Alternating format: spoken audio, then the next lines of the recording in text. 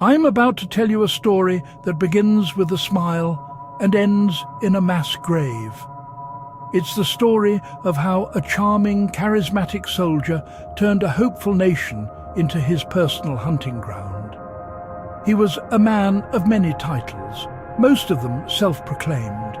He called himself His Excellency, President for Life, Field Marshal Al-Haji Dr. Idi Amin Dada, VC, DSO, MC, Lord of all the beasts of the earth and fishes of the seas, and conqueror of the British Empire in Africa in general and Uganda in particular. The world saw a caricature, a buffoon in a uniform laden with unearned medals. But if you only know the jokes, you're missing the terror that gripped Uganda for 8 long years. His story began not in a palace, but as a kitchen hand. Born around 1925 with little formal education, Idi Amin's imposing physique was his ticket out of poverty. He joined the British colonial army, the King's African Rifles, in 1946. He was a formidable presence, a skilled soldier, and Uganda's heavyweight boxing champion for 9 years. His superiors noted his bravery, but also his brutality. He rose through the ranks, becoming a commander in the newly independent Ugandan army under President Milton Obote. But Amin's ambition was greater than his loyalty. In January 1971, while Obote was at a summit in Singapore, Amin saw his chance. He staged a swift, decisive military coup. Initially, Uganda celebrated. Obote's regime had grown repressive, and Amin was seen as a liberator.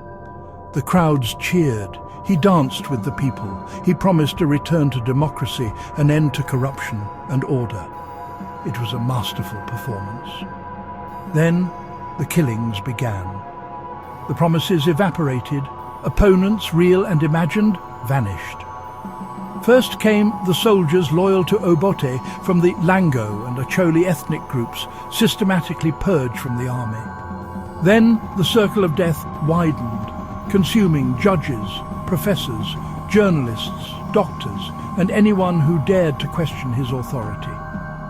Bodies, often mutilated, washed up on the banks of the Nile, a grim warning to others. The river became a graveyard. His secret police, the State Research Bureau, ran notorious torture chambers in places like the Nakasero State Lodge.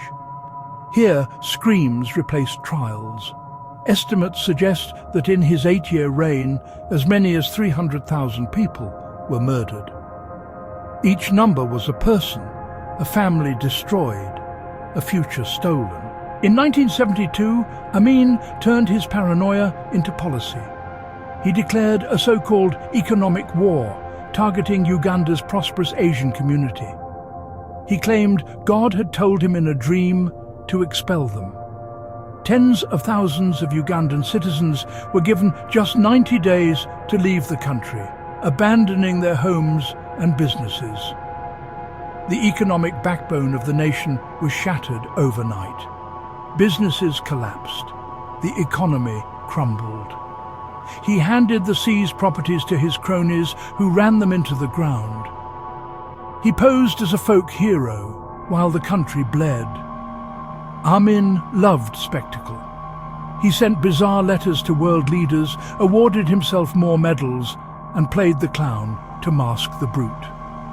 This performance reached a global stage in 1976, when he supported Palestinian and German hijackers who diverted an Air France flight to Entebbe airport.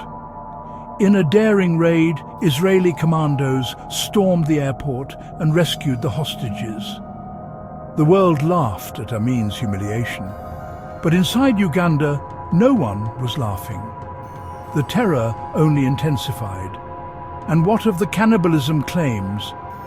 He openly bragged about it to intimidate his enemies.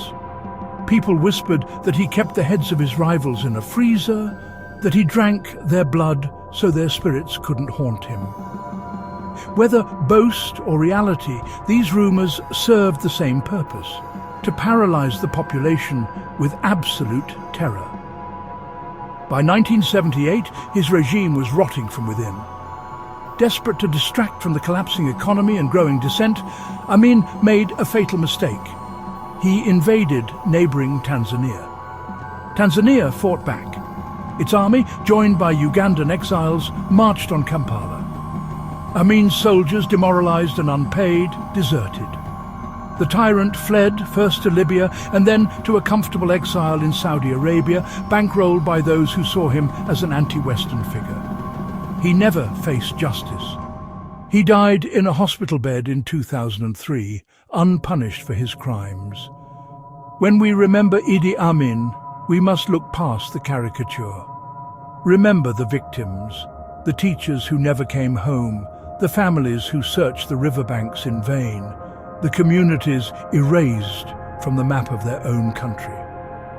His story is a chilling reminder that charisma without accountability is a trap. We must always question the spectacle, challenge the performer, and protect the truth. Because some dictators don't arrive as monsters. They perform, and then they devour.